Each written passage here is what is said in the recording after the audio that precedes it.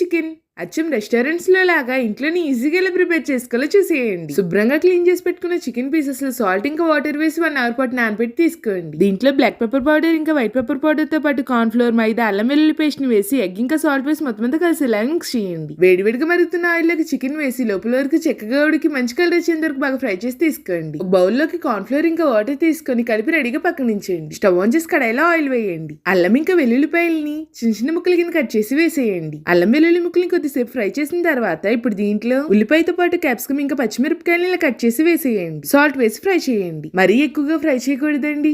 ఉల్లిపాయ ఇంకా capsicum light గా సాఫ్ట్ గా అయితే సరిపోతుంది. బ్లాక్ ఇంకా వైట్ పెప్పర్ పౌడర్ వేసి ఒకసారి కలపండి. సోయా సాస్, రెడ్ ఇంకా గ్రీన్ చిల్లీ సాస్ తో పాటు టమాటో కెచప్, వెనిగర్ వేసి స్ప్రింగ్ ఆనియన్స్ వేసి ఒకసారి కలపండి. మనం ఇందాక మిక్స్ చేసి రెడీగా పెట్టుకున్న కార్న్ ఫ్లోర్ వాటర్ వేసి ఇలా దగ్గర పడినివ్వండి. ఫ్రై చేసి రెడీగా పెట్టుకున్న చికెన్ పీసెస్ ని వేసి ఒకసారి మొత్తం అంతా కలిసేలా మిక్స్ చేయండి. అంతేనండి, స్ప్రింగ్ ఆనియన్స్ ఇంకా నువ్వులు వేసి ఒకసారి కలిపి స్టవ్ ఆఫ్ చేసేయండి.